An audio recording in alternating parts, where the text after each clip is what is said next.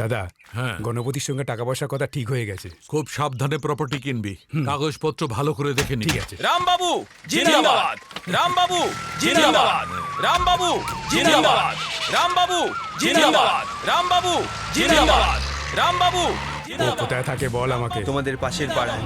শোনো শোনো, একটু দাঁড়াও। দাও। হ্যাঁ, এবারে যাও।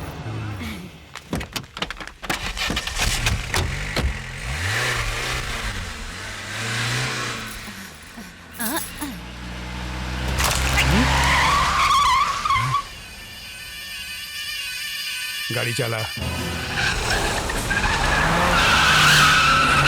আগামী 28 তারিখ শুভ দিন। আচ্ছা। ওই দিন মন্দিরে পুজোর আয়োজন করেছি। ঠিক আছে। তোমাকে বলতেই আমি এখানে এসেছি। উনি কি তুমি তো পুজোর জানো কথা এই বলছেন? পুজোর আসলে মাহাত্ম্য কতটা। আমাদের পূর্বপুরুষের বাস নাসিকে। প্রতি বছর ওখানে মেলা হয়। অনেক লোক পুজো দিতে আসে ওখানে, আপনাদেরও যেতে হবে। হ্যাঁ,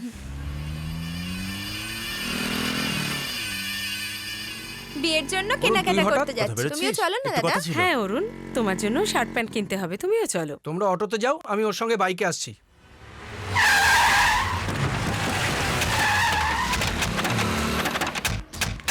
এই বাড়ির ভিতরটা ভালো করে খোঁজ, কোথায় আছে দেখ। এই কোথায় আছিস? কোথায়? আরে কি করছেন আপনারা? কি হয়েছে? কি এসব কি করছেন আপনারা? আরে কি করছেন? তোর ছেলের এত বড় সাহস আমার লোকের গায়ে হাত তোলে? হ্যাঁ? এত সাহস বেড়ে গেছে তোর ছেলের? হ্যাঁ? আরে ও তুই এখানে দেখছিস? নেই, তোর ছেলেকে বলছি আমি তো। ছেড়ে দেবো? হ্যাঁ? বল কোথায় লুকিয়ে রেখেছিস তোর ছেলেকে? বল বলছি। ঘোড়ার কাঠ সাজিয়ে রাখ, তোর ছেলের লাশ পাঠাতে চলেছি। চল সবাই।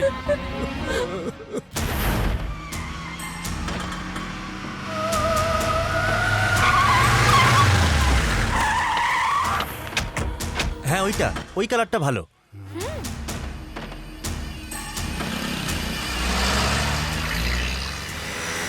নমস্কার স্যার। নমস্কার। আসুন স্যার, বসুন। ছোট্ট সমস্যা আছে, ফেসলা করতে এসছি।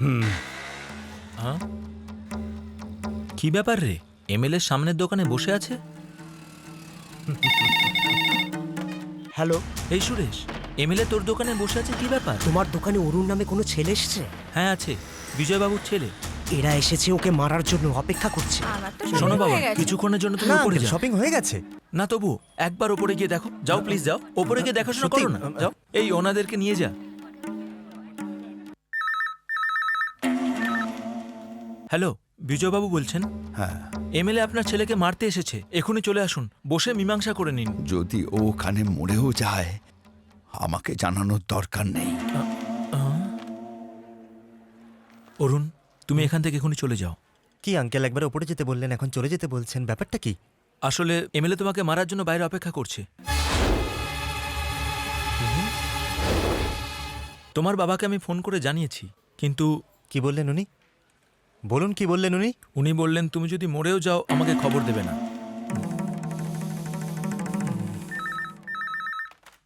হ্যালো রবি, কি হয়েছে ওখানে? দাদা, এমএলএ এসেছিল লোকজন নিয়ে, বাড়িতে ভাঙচুর করে গেছে, বাবাকে আর বড়দাকে মেরেওছে।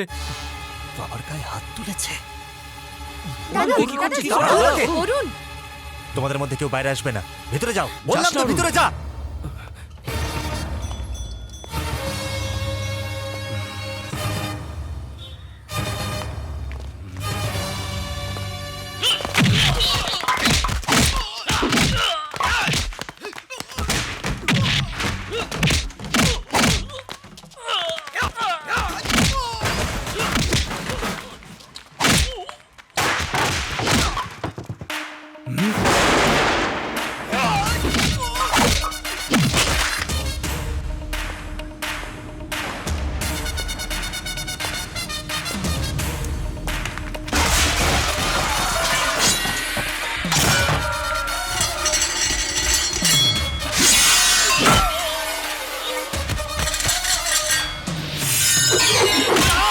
দাদা আমি দেখছি, আপনি বসুন।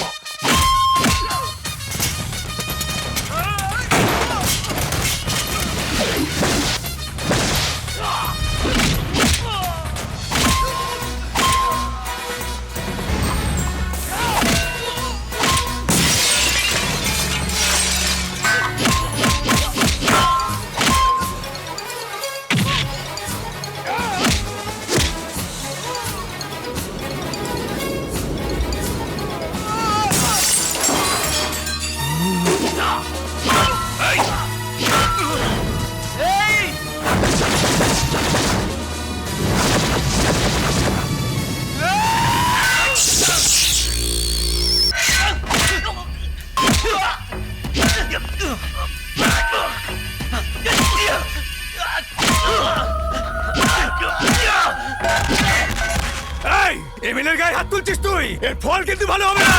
আমার বাবার গায়ে হাত তুলবি, আমার বাবার গায়ে হাত তুলবি।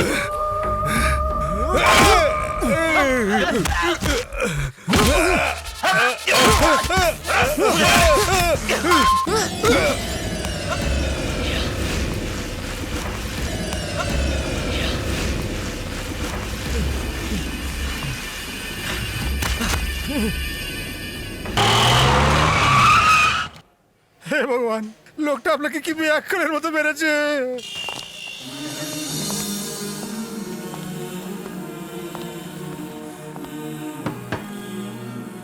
এমএলএ ভিট্টেল আমাকে মারতে এসেছিল, নিজেকে বাঁচাতে মেরেছি। আমি সারেন্ডার করছি। এখন রোগীর অবস্থা কেমন? স্যার মনে হয় উনি মারা গেছেন। গড, একে মারলো কে? স্যার অরুণ।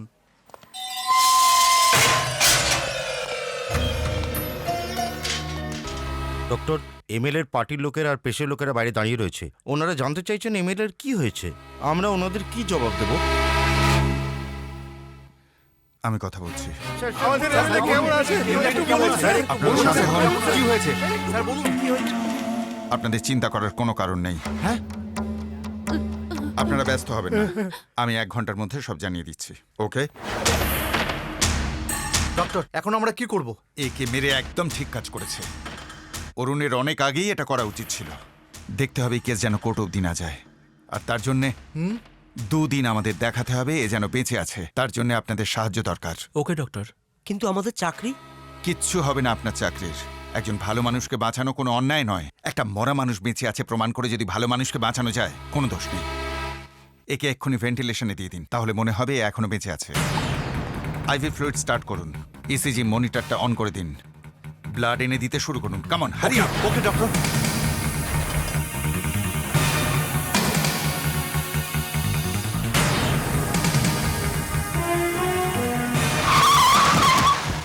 ওকে, ঠিক আছে।